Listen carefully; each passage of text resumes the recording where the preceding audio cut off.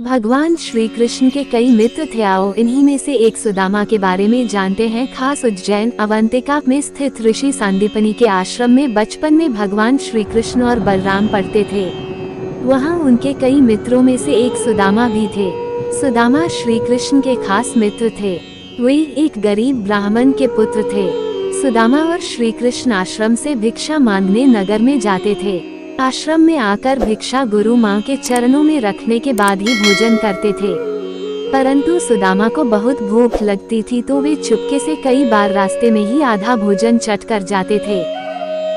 एक बार गुरु माँ ने सुदामा को चने देकर कहा कि इसमें से आधे चने श्री कृष्ण को भी दे देना और तुम दोनों जाकर जंगल से लकड़ी बीन लाओ। फिर दोनों जंगल में लकड़ी बीनने चले गए। वहाँ बारिश होने लगी और तभी दोनों एक शेर को देखकर वृक्ष पर चढ़ जाते हैं। ऊपर सुदामा और नीचे श्री कृष्ण। फिर सुदामा अपने पल्लू से चने निकालकर चने खाने लगता है। चने खाने की आवाज सुनकर श्री कृष्ण कहते हैं, अरे ये कट कट की आवाज कैसी आ रही है, कुछ खा रहे हो क्या? सुदामा कहता है, नहीं, ये तो सर्दी के मारे मेरे दांत कटकटा रहे हैं। ये सुनकर श्री कृष्ण कहते हैं, अच्छा बहुत सर्दी लग रही है क्या? सुदामा कहता है, हाँ। ये सुनकर श्री कृष्ण कहते हैं कि मुझे भी बहुत सर्दी लग रही है। सुना है कि कुछ खाने से शरीर में गर्मी आ जाती है, तो लाओ वो चने जो गुरुमाता ने हमें दिए थे। दोनों बांटकर खा लेते हैं। ये सुनकर सुदामा कहता है, चने कहाँ हैं? वो तो पेड़ पर चढ़ते समय ही मेरे पल्लू से नीचे कीचड़ में गिर गए थे। ये सुनकर श्री कृष्ण समझ जाते हैं और कहते हैं, वाह, ये तो बहुत बुरा हुआ। ये सुनकर नीचे की डाल पर बैठे भगवान श्री कृष्ण अपने चमत्कार से हाथों में चने ले जाते हैं और ऊपर चढ़कर सुदामा को देकर कहते हैं कि पेड़ पर फल तो नहीं, लेकिन मेरे पास ये चने हैं। सुदाम कहते हैं, ये तुम्हारे पास कहाँ से आए? तब कृष्ण कहते हैं कि वो मुझे भूख कम लगती है ना। जब पिछली बार गुरुमाता ने जो चने दिए थे वो अब तक मेरी अंटी में बंधे हुए थे, ले लो अब जल्दी से खा लो। ये सुनकर सुदामा कहता है, नहीं नहीं, मैं इसे नहीं ले सकता। तब श्री कृष्ण पूछते हैं, क्यों नहीं ले सकते? सुदामा रोते हुए कहता है कि क्योंकि मैं इसका अधिकारी नहीं हूँ और मैं तुम्हारी मित्रता का भी अधिकारी नहीं हूँ।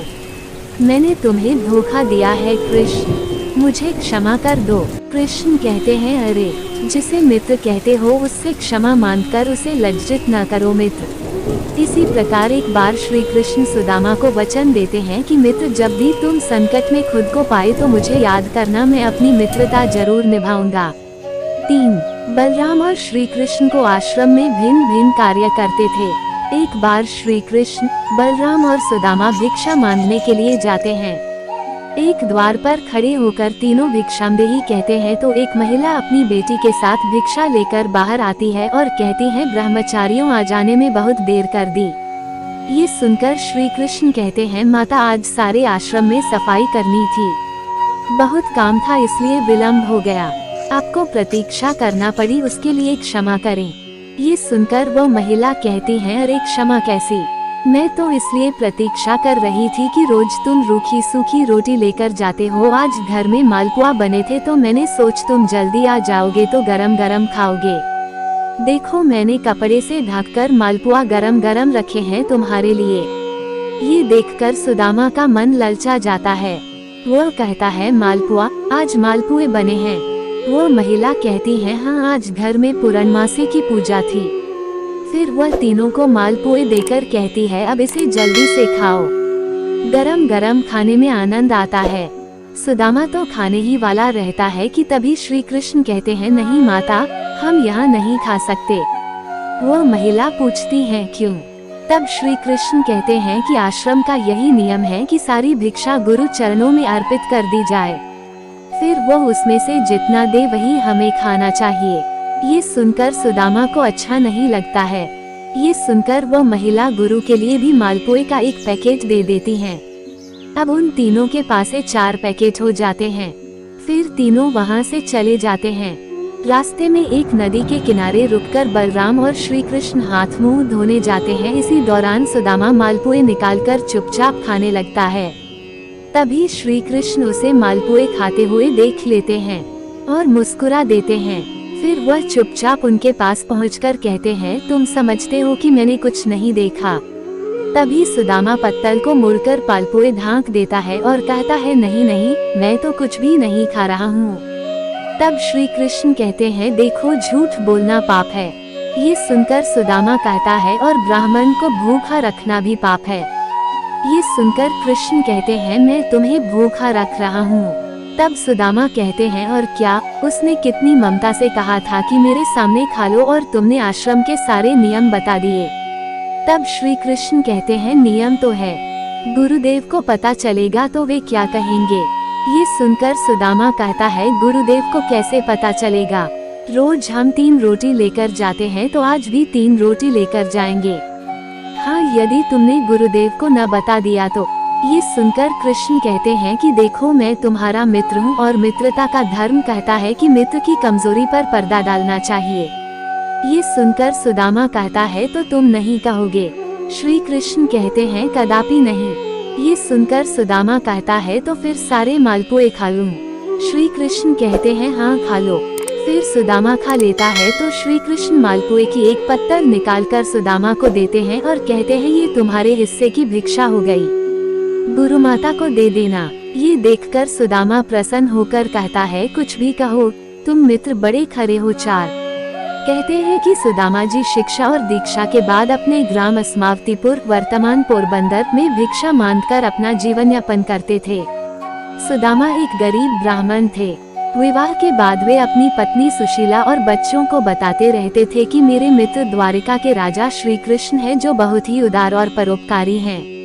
ये सुनकर एक दिन उनकी पत्नी ने डरते हुए उनसे कहा कि यदि आपने मित्र साक्षात लक्ष्मीपति हैं और उदार हैं, तो आप क्यों नहीं उनके पास जाते हैं?